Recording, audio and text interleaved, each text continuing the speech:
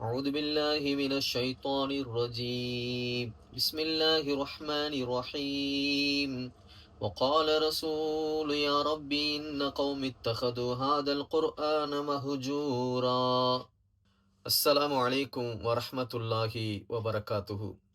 பிரியமான சகோதரர்களே சகோதரிகளே, மறுமை நாள்ல நபி ஸல்லல்லாஹு அலைஹி வஸல்லம் அவர்கள் இந்த உம்மத்தை பற்றி, நம்மை பற்றி அல்லாஹ்விடத்திலே ஒரு முறையீடு செய்வார்கள். அதை பத்தி நமக்கு தெரியுமா? இதற்கு முன்னால் அதை பத்தி நாம கேள்விப்பட்டிருக்கிறோமா அன்பு சகோதரர்களே? சூரத்துல் ஃபுர்கான்ல 30வது வசனமாக மேல நான் ஓதி காட்டிய அந்த 30வது வசனம், கால ரசூலு யா ரப்பி இன்ன கௌமி இத்தஹது ஹாதல் குர்ஆன மஹ்ஜூரா. யா அல்லாஹ், இந்த சமூகம், இந்த என்னுடைய சமூகம் குர்ஆனை புறக்கணித்து விட்டார்கள் என்று நாளை அல்லாஹ்விடத்திலே நபி ஸல்லல்லாஹு அலைஹி வஸல்லம் அவர்கள் முறையிடுவார்கள். முதல்ல நம்ம நபியை பத்தி தெரிஞ்சுக்கணும் அருமை சகோதரர்களே. நபி ஸல்லல்லாஹு அலைஹி வஸல்லம் அவர்கள் எப்படிப்பட்டவங்க அப்படின்னு சொன்னா, இந்த உம்மத்தை பற்றி மிகவும் கவலை கொண்டவர்கள். இந்த உம்மத்து நரகம் சென்று விடக்கூடாது என்பதற்காக மிகப்பெரிய முயற்சி செய்தவர்கள். எந்நேரமும் யா உம்மத்தி யா உம்மத்தி, என்னுடைய சமூகமே என்னுடைய சமூகமே, என்னுடைய சமூகத்தினுடைய நிலை என்னவாகும் என்று கவலைப்பட்ட அந்த நபி ஸல்லல்லாஹு அலைஹி வஸல்லம் அவர்கள் அல்லாஹ்விடத்திலே நம்மை பற்றி முறையிடுவார்கள் என்று சொன்னால், நம்ம எந்த அளவுக்கு குர்ஆனை புறக்கணித்துக் கொண்டு இருக்கிறோம் என்பதை நாம் கொஞ்சம் சிந்திச்சு பார்க்கணும் அருமை சகோதரர்களே.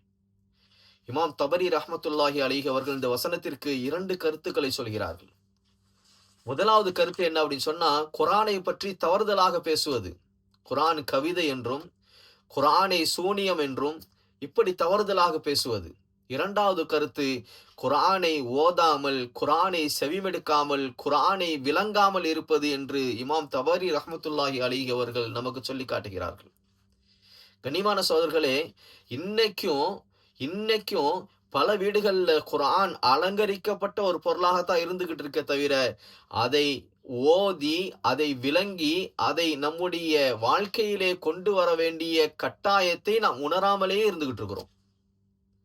என்னைக்கு ஒரு சமூகம் குர்ஆனை ஓதாமல், குர்ஆனுடைய பொருளை விளங்காமல், அதை பின்பற்றாமல் குர்ஆனை ஓரம் கட்டி வைக்கிறதோ, இதுதான் புறக்கணிப்பு என்பதாக இமாம் தபரி ரஹ்மத்துல்லாஹி அலைஹி அவர்கள் நமக்கு தெளிவாக சொல்லி காட்டுகிறார்கள் அருமை சகோதரர்கள். கண்ணியமானவர்களே, குர்ஆனை நாம் நேசிக்க வேண்டும், குர்ஆனை நாம் ஓத வேண்டும். குர்ஆன் எங்கு ஓதப்படுகிறதோ அங்கே நாம் அமர்ந்து செவிமெடுக்க வேண்டும். அப்படி செய்கின்ற ஒரு மனிதனை அல்லாஹ் மிகவும் நேசிக்கிறான் அருமை சகோதரர்களே. அந்த மனிதனை அல்லாஹ் மிகவும் நேசிக்கிறான். கண்ணியமான சகோதரர்களே, ஒரு மனிதனை அல்லாஹ் நேசித்து விட்டான் என்று சொன்னால் அந்த மனிதனுடைய நிலை என்னவாகும் என்பதை நாம முதல்ல தெரிஞ்சுக்கணும். கண்ணியமான சகோதரர்களே, அல்லாஹ் நேசித்த அந்த மனிதன் எப்பொழுதும் தோல்வியை காண மாட்டான். அல்லாஹ் நேசித்த அந்த மனிதன் எப்பொழுதும் தடம் புரள மாட்டான்.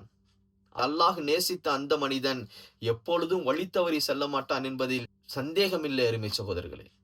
கண்ணியமானவர்களே, குர்ஆனை நாம் நேசிப்போம், குர்ஆனை விளங்கி நாம் ஓதுவோம், குர்ஆனை பின்பற்றுவோம். எல்லாமல்ல அல்லாஹு ஜல்ல ஷானுஹு தஆலா அந்த பாக்கியத்தை நம் அனைவர்களுக்கும் தந்தருள் புரிவானாக.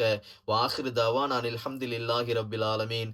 அஸ்ஸலாமு அலைக்கும் வரஹ்மத்துல்லாஹி வபரகாத்துஹு.